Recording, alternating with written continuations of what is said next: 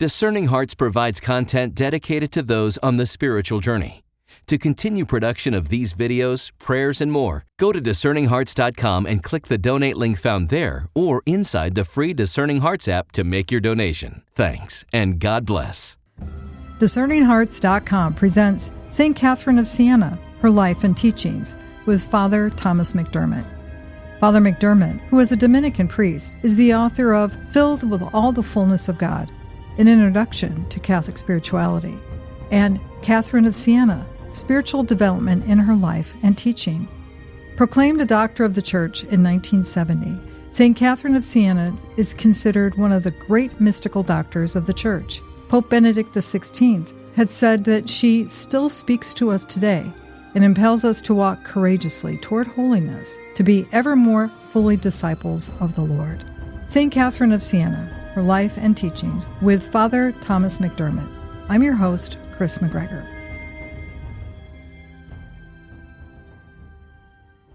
And we're talking about the life of St. Catherine of Siena and exploring some of those pivotal moments, those experiences that she had in prayer that would really affect her spiritual development. As she's growing in her spiritual life, as she's growing in this relationship, she's being called to more solitude, isn't she? Yes, Can you help us to understand the difference between solitude and being isolated? Well, St. Catherine wanted to devote herself entirely to Christ, and she felt that's what Christ wanted of her too. And that solitude would involve some isolation. It would involve silence. And the place that she decided to enact it was under the staircase in her family house. There's a little niche there, and it's been preserved. If you go to Siena, you can see it. And they have some other things that belong to her on display there. She stayed in that little niche under the staircase off and on for about 3 years, which isn't to say that she didn't come out for Mass. Probably came out every day for that. She did receive visitors, especially priests, especially Dominicans, because she loved to talk about the faith with others and to pick their brains. And sometimes she would do more of the talking than they would. But then for the most part, she stayed put, in that little niche. And I once lived in St. Louis. St. Louis has its own saint. Her tomb is there, St. Rose Philippine Duchesne. And if you go to the old St. Ferdinand's Shrine on the northern part of the metro area, they have the building where she lived, and at least in one part of her life. And underneath the staircase, there's another niche.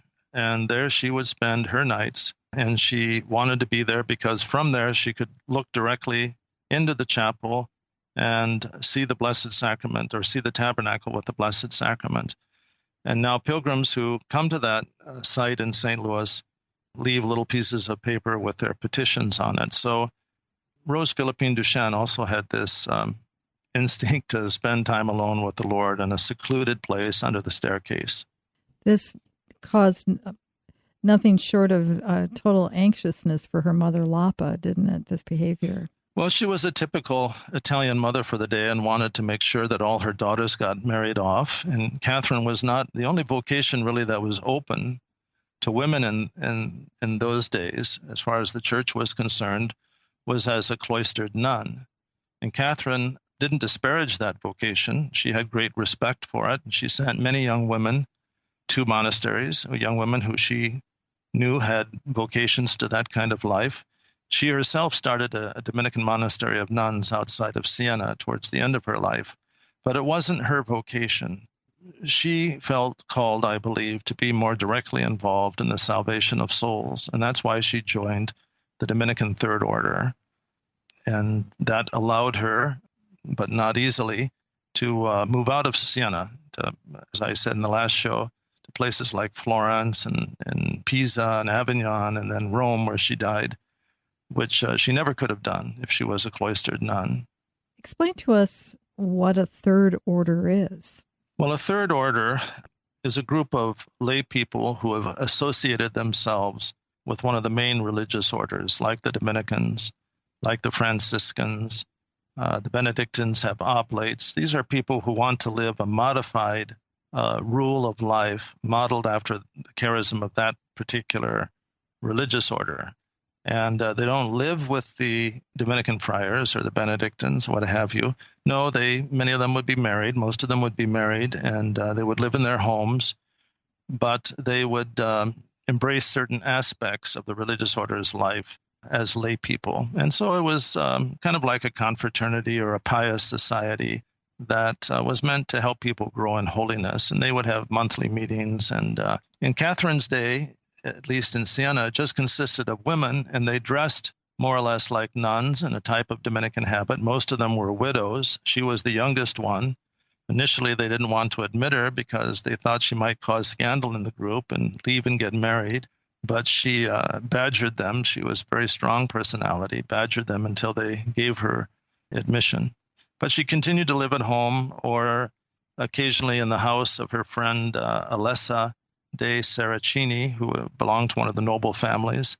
And of course, she was on the road a lot, and she would stay in the homes of friends and what we would call today benefactors. There is a period in her life where her family, as we spoke before, that kind of gave that fertile ground for this good fruit that would be her spiritual life. But then there came a time, as you said, that concerned what would she do? What will she become? That a period of, can we say, persecution came for Catherine. Yes, she was persecuted in the family, but the more I think about it, the more sympathetic I am to the family. They were just concerned about her future. You know, they were living in times in which there wasn't anything like Social Security or Medicare, Medicaid, and all this, and they really were correct in being concerned about the future of their children. And if Catherine had gone into a monastery of Dominican nuns, I don't think they would have worried about it. I don't think they would have opposed it whatsoever. But she was proposing to do something that was normally done only by old women, by widows, and they worried about her. But I have to say, after she made her promises as a Dominican Third Order member or tertiary, they let her alone. They didn't bother her anymore. They apparently saw her vows or promises, whatever they were, as irrevocable, and they respected that. And surprisingly, at a certain point after the death of Catherine's father, her mother, 𝗏𝗏, even becomes a member of the Third Order herself and wears a type of habit. She would, around this time, have a dream of St. Dominic that really affected her as well. Well, the Third Order that was closest to our house were the Dominican mantled women. They were called the 𝗏𝗏𝗏𝗏𝗏, the mantled ones. They wore a cloak, a mantle over their white habits. She was receiving no encouragement in that vocation at all from her family or from the Dominican Third Order sisters themselves. And I think she needed encouragement. And so St. Dominic, she said, appeared to her in a dream or a vision one night and assured her that she would one day wear the Dominican habit. And that gave her a lot of peace of mind. And sure enough, she did. She was admitted at a certain point. That experience of the dream is one that some of us may have at some point in our life. How do we know when it's something that is of God or something of our own psychological outgrowth?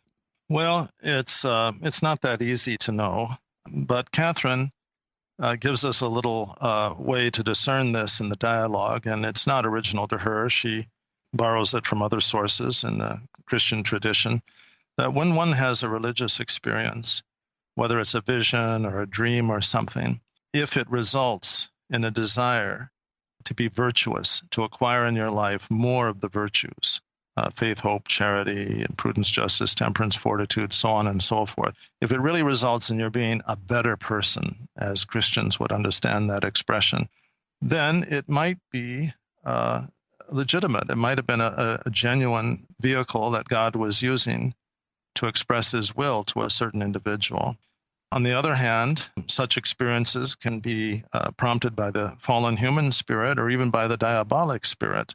And the end result there is there's no thirst, there's no special desire to grow in virtue.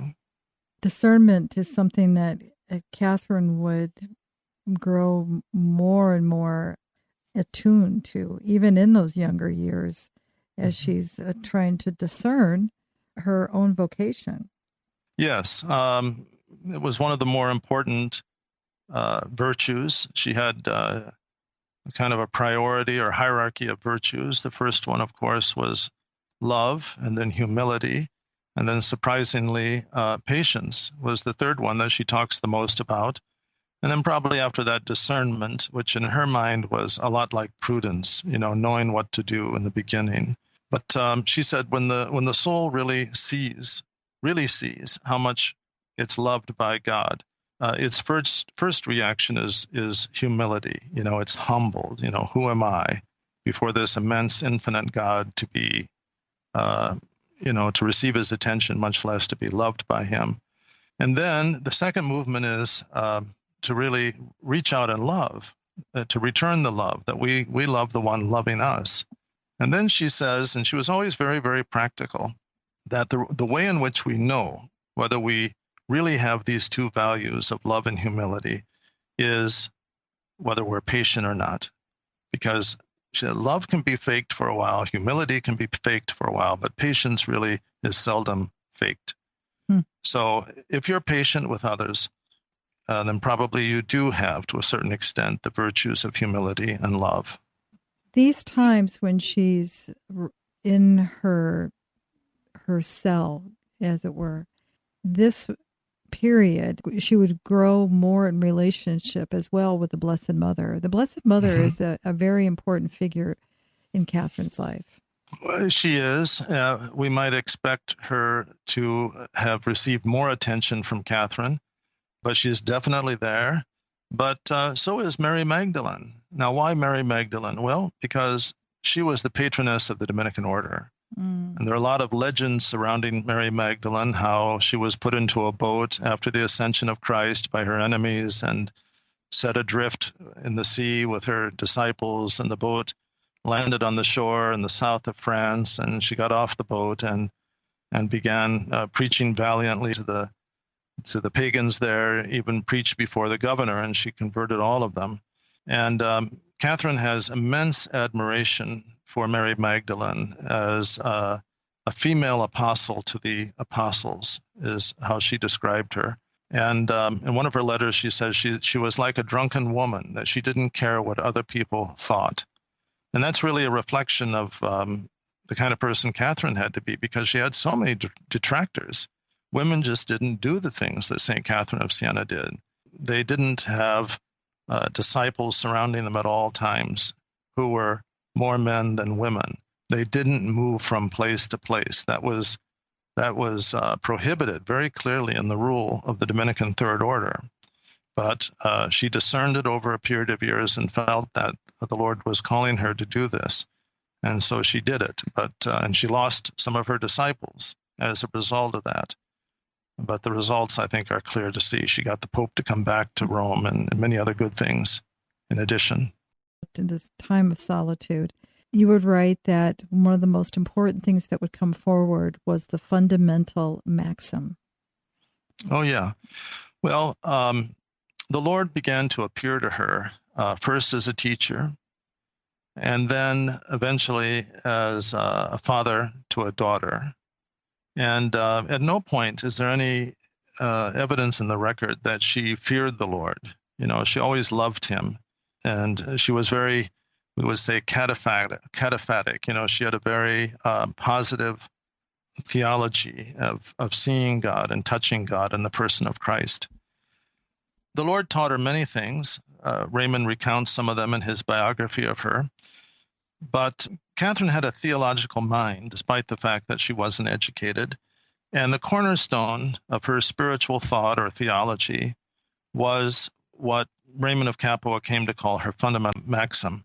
It was the fundamental teaching, the cornerstone of her life and of her spiritual thought, which eventually was expressed in the dialogue, which is mature synthesis, reflects a mature synthesis of her thought. And this is what it is. One day the Lord appeared to her, Christ appeared to her and said, "Catherine, do you know who you are, and do you know who I am? I am who I am. You are she who is not." Now, those are that's an adaptation of the words from Moses talking to the Lord in the burning bush, where the Lord identifies himself, and names are very important, as the one who is, I am who am, or is translated variously. And Catherine took it to mean, I am being. I am the fullness of being, and you are not, which it's not a negative statement. It's just a statement of fact. It wasn't saying that she as a human being was corrupt or depraved or wicked or anything, which other commentators might have said in her time. Certainly some of them did. What it means is that we only participate in the life of God, or the being of God, and that he created us out of nothing, and he sustains us in our being, in our existence, at every moment. And the moment he withdraws his being from us, we simply cease to exist. There's not even any struggle. This thought, as simple as it sounds, and it's not negative, it's neutral, possibly positive too, is really a very profound thought, that we're not center stage, that God is center stage, and that everything that we have is God's gift to us. As St. Paul says, what have you received that you've not gotten from God? And I suppose the immediate virtue that arises from a deep contemplation of this fundamental maxim is humility. And so that, as simple as it may sound, I am he who is, you are she who is not. This became the cornerstone of her spiritual thought, and her thought on the subject deepened. She compared it to, she has so many ways of talking about things in the dialogue. She was very fond of images. Images were her chosen means to communicate her spiritual thought to others. And one of the ways she does this is through the well, that when you're digging a well, you go through this dry, dusty earth. That's the experience of knowing that apart from God, we are nothing, that we only participate in his being. But then at a certain point, you hit water as you dig deeper in the well. And this is the living water.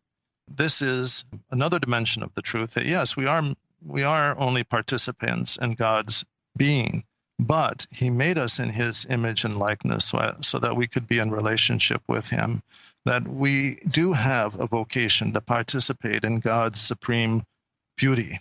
So it's a double truth. Part of our being apart from God also, or only existing in a participatory way in his being, is that we've also messed up at times, that as a result of defective knowledge, we've loved wrongly ourselves and others and things, and we've committed sin. And this has shrunk our humanity. But it's a double truth. And the two truths, Catherine says, must always be kept together. Otherwise, we're going to slip into despair and depression, or slip into pride. That apart from God, we're nothing, but he made us in his image and likeness. We are called to participate more and more in his supreme beauty. It's all about order, isn't it, Father McDermott? I mean, there just seems to be a sense of right order that it dispels chaos then. It did. She, like a lot of medieval people, saw the universe as orderly and as reasonable. Many things, of course, that we can't understand, but it's not because they're not reasonable. It's because of the limitations of our intellects, of our intelligences. She also, having that sense of that God is supreme, and having that sense of order, that the importance of loving others, but in him. Am I stating that properly? Yes, right. She was a mystic. She was also a people person, as I said earlier. And she enjoyed being around people. People enjoyed being with her. She was very insistent that the quality of our love of God is manifested in the quality of our relationships with others. That if you want to know how good your love of God is, the quality of your love, just look at the quality of your relationships with others, and not necessarily only with the ones you love most, but with anyone, your neighbor, anyone who is in need. That will reveal to us really how much we love God. And Catherine was one of these saints who was prepared to do absolutely anything for God, and anything she thought that would advance the cause of salvation for an individual person, she was prepared to do that too. She went to extraordinary lengths to minister to the souls of others. And she She exercised spiritual maternity. She didn't have any children of her own, but she brought to birth, spiritually speaking, many souls, many people that she came into contact with, so much so that the Pope granted her the special permission to always have priests move around with her and her community of young disciples and hear confessions anywhere. They didn't have to get the permission of the local bishop. Anywhere they went, if someone, after listening to Catherine, felt that they wanted to go to confession, and she would encourage them to do that, there was a priest available in her group to hear the confession and give absolution. The Pope granted that extraordinary dispensation to this priest who was with her. Wow. Wow. Well, in this time in her life, too, we would think that just by what we've discussed so far, it was all beatitude, that it seemed all heavenly for Catherine. And yet there would come a time, probably maybe about 17, 18 years old, she begins to experience temptation and a real struggle with what would be called in the biography just experiences of the diabolical or demonic temptation. Mm-hmm.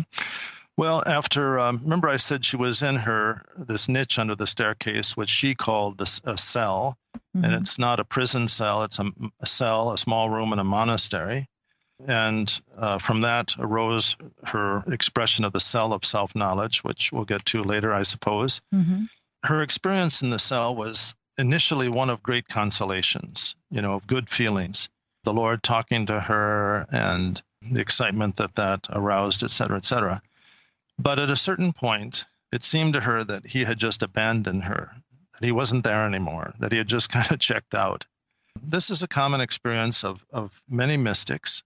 We think of St. John of the Cross and the book that he wrote on this extended period of the spiritual life called Dark Night of the Soul. Catherine actually called it the dark night of self-knowledge. It was an excruciating period for her. But the Lord initiated this because he wanted to manifest to her the actual quality of her love, that up to this point, she was not so much loving him as loving his gifts, by which I mean the consolation that she had been receiving. And he wanted her to see this herself. So he withdrew the gifts, all the good feelings. And then she realized that that really was the basis of her faith, not genuine love for God. Many people would have fallen back at that point and given up, their walk with Christ. But she learned that true faith and true love is shown that during times when the consolations are withdrawn, we do feel abandoned, but we continue to walk with the Lord. And that reminds us of Mother Teresa of Calcutta, because she, some people have suggested, will be called someday the Saint of the Dark Night, because there was apparently no end to her dark night. It began and it lasted something like 30 years where the Lord never did return with his feelings. When the Lord did return to St. Catherine of Siena with the feelings of his presence, she asked him, where were you? What did you do? Why did you let this happen to me? And he said, I was with you the whole time, Catherine.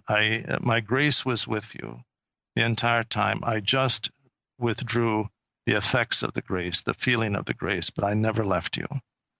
I think that's how Mother Teresa regarded it too, that the feelings of being loved, of the Lord being present to her, they were not there, but she kept on going. As English would say, she soldiered on, for decades. And that's why I think she became a saint. Nobody could believe it when it became known that she had had the dark night for a large part of her life. Being comfortable then, maybe say, in that secret cell within the heart, that becomes a place that, even in the dark night, becomes a place where one can go, can't they? Mm-hmm. She developed the teaching of the cell of self-knowledge. Again, it's not a prison cell, it's a monastic cell, monastery cell.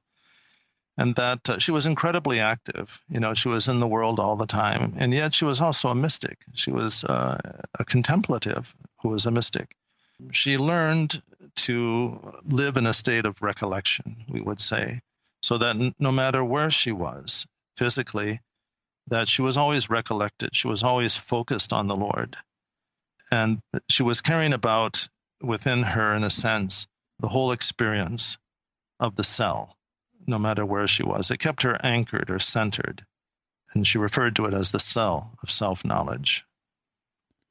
That's a huge takeaway for all of us as well, isn't it? I mean, that is something, especially in the chaotic world in which we live, to know that no matter where you are, you can have that cell.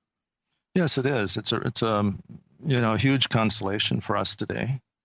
There can be tendencies in biographies of just about any saint, quite frankly, but in particular on Catherine, where sometimes in some periods there may be certain, can we say, agendas that might be driving the representation of the life as opposed to going back to those original sources as you spoke of. Mm-hmm.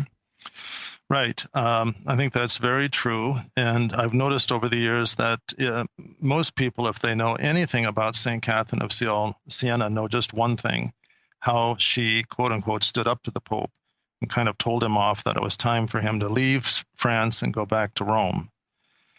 And I suppose, and I know that some conclusions have been drawn, that, she was anti-institutional church or didn't respect the role of the papacy.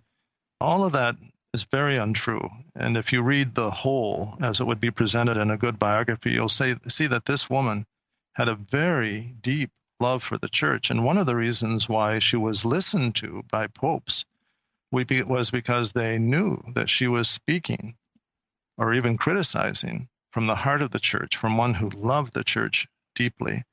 And, that reminds me that there is no authentic spirituality that is above the church or apart from the church.